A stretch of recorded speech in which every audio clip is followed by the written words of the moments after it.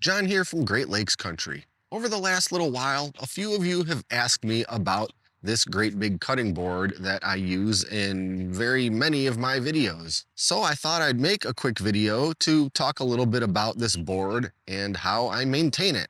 So to start, this is a solid walnut cutting board made by a company called Consden. I've had it for a few years now, and it's served me tremendously well. And like any wood cutting board, you just need to make sure to maintain it, and it's pretty much gonna last forever. Now, I use this cutting board for basically everything from butchering raw meat to kneading out dough and even to display my final food products much of the time. So through the course of an average video, I probably wash this thing between like 6 and 10 times. Don't want cross-contamination. Don't want my board just being dirty and yucky, so I gotta clean it a lot. And the product that I usually use for that is this stuff, all-purpose cleaner from a company called Method. Now, there's nothing super special about this particular brand. It's just a pretty good non-bleach antibacterial spray that's good for pretty much any kind of surface. You could most certainly just use some of that ordinary yellow commercial spray that is also bleach free,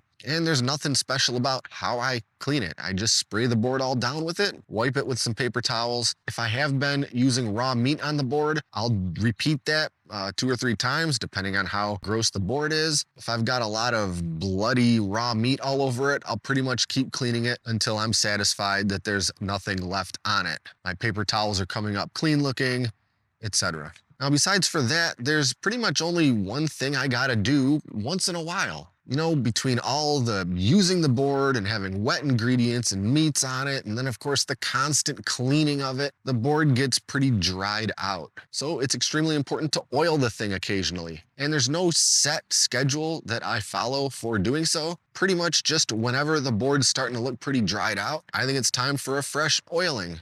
Now, this surface facing up right here, I've just oiled this a couple of days ago. So it's looking pretty good. It's not looking dried out. It's got a nice rich color to it. But the bottom side,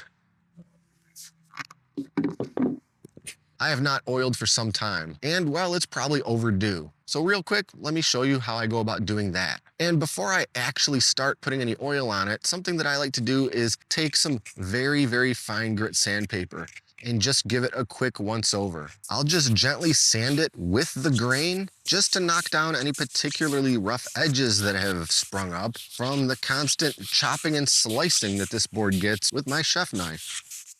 I'm not trying to sand it completely smooth. There's no way I'm ever gonna take enough material down to completely make all of the cut marks disappear. I'm just looking to level it out just a little bit, take off any particularly hard edges. That's gonna make my future chopping better. It's gonna make cleaning a little better. Pretty much considered an optional step, but look, it only took me about 30 seconds. And just in case that left any kind of dust on the board, I'll just give it a quick little wipe down, and then I'm ready to oil. And as far as what kind of oil to use on your cutting board, well, pretty much any food grade mineral oil is gonna work perfectly.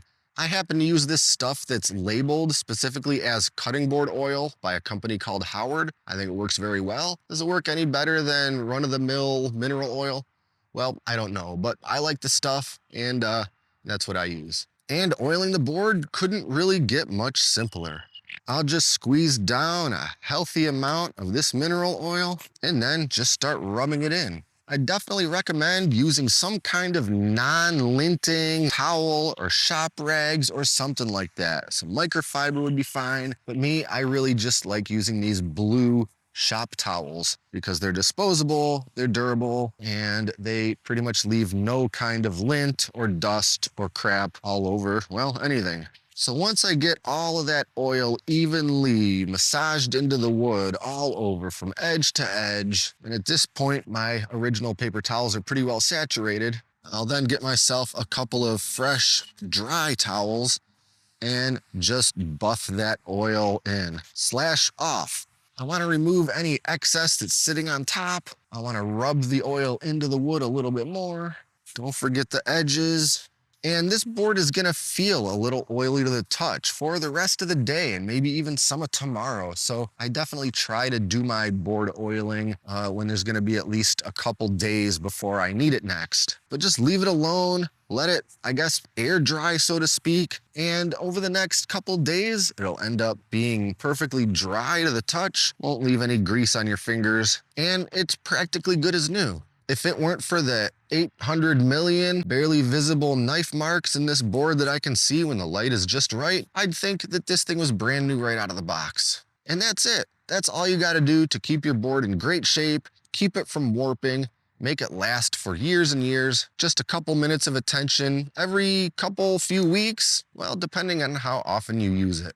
Anyway, that's about it. Just a quick video to run through the basics of this great big cutting board and how I take care of it. And if you like the looks of this board and you're interested in maybe getting one for yourself, I'll put a link to it in the video description below. I know they make a bunch of different shapes and sizes of it, so maybe there's something in there you'll like. And while I'm at it, I'll also put some links in the video description to that spray cleaner I use, as well as that mineral oil.